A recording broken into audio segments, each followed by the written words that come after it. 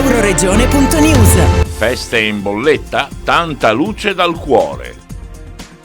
Nel capoluogo del Medio Friuli non si vedono molte luminarie in giro. Il solito albero di Natale, regalato dalla località austriaca gemellata Maria Wurst, illumina la piazza sotto al municipio e accanto c'è la casetta di Babbo Natale. In verità si tratta di un'iniziativa dei volontari dell'associazione Subaru STI Funds per raccogliere fondi a favore dell'associazione Parent Project per la ricerca contro la malattia di Duchenne e Becker. L'ennesima dimostrazione di grande cuore da parte di Luca Pressacco e Davide Tracanelli del Subaru STI Funds, con il beneplacito e l'orgoglio del sindaco di Codroipo, Guido Nardini, insieme alla giunta e al consiglio comunale. Sono scelte condivise, fatte con Codroipo CE, con i commercianti per quanto riguarda gli allestimenti di Natale. Se poi qualcuno mi dice che l'albero è spoglio e poco luminoso, posso anche accettare assolutamente le critiche, ma credo che le iniziative che abbiamo fatto per questo Natale sicuramente sono iniziative, ripeto, condivise, concordate e di un ottimo livello qualitativo. Dopodiché noi non abbiamo nessuna remora a tornare sui nostri passi magari il prossimo anno, riflettendo sul fatto che forse era meglio fare le luminarie invece che fare qualcos'altro. La gente però deve sapere che solo posizionare le luminarie e ritoglierle costa 12.000 euro.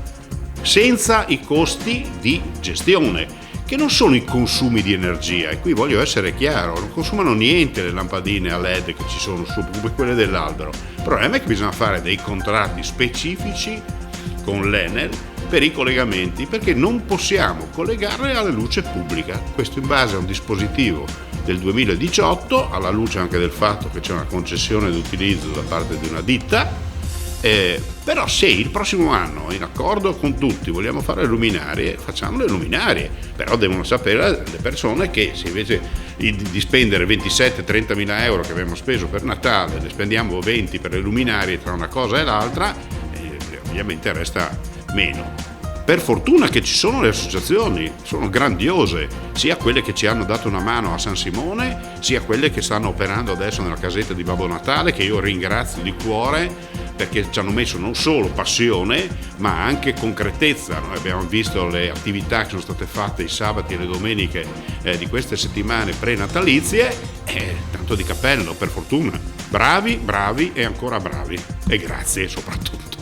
Anche questo Natale siamo presenti con la nostra associazione dell'STI Funds SD, con la casetta super nuova realizzata quest'anno in occasione del Natale, per cui con un super Babbo Natale e i collaboratori elfi, per rendere questo Natale ai nostri bambini codroipesi e dei dintorni ancora più magico. E quindi vi abbiamo aspettato, vi aspetteremo ancora, e sarà, se speriamo, un ottimo Natale per tutti, e auguriamo a tutti i nostri fans un caloroso tanto auguri di Natale. Fino a Natale siamo tutti qua ad aspettarvi con un gran Babbo Natale che è di una bellezza unica, assieme ai suoi elfi, per scrivere le letterine con i bambini. Chi non l'ha già scritta bisogna imbucarle. Abbiamo organizzato anche un'estrazione il 18, domenica 18, per premiare 3 bambini fortunati con 3 regali a sorpresa. Quindi saremo presenti sia il 18 che fino al 24 con la casetta operativa per dare spazio a Babbo Natale che dia i regali in tempo. E poi questa casetta spettacolare, dobbiamo solo che ringraziare gli sponsor che ci hanno aiutato nella realizzazione di una struttura simile, che ora finalmente anche la città di Codroipo può reggere ogni anno una casa vera di Babbo Natale, che è spettacolare, vero Davide? Accogliente per i bambini che sono contentissimi di poter entrare. Allora grazie agli sponsor, ringraziamo tanto Asilab, grazie mille, Frappa Edilizia, CIEL Impianti, la Friuli Antincendi, la Creativa Caminetti non può mancare. Poi chi ci manca? Ovviamente la Banca Ter, che è sempre a sostegno di tutti noi. Veramente grazie mille a tutti, grazie. Da Codroipo, Marco Mascioli. Euroregione.news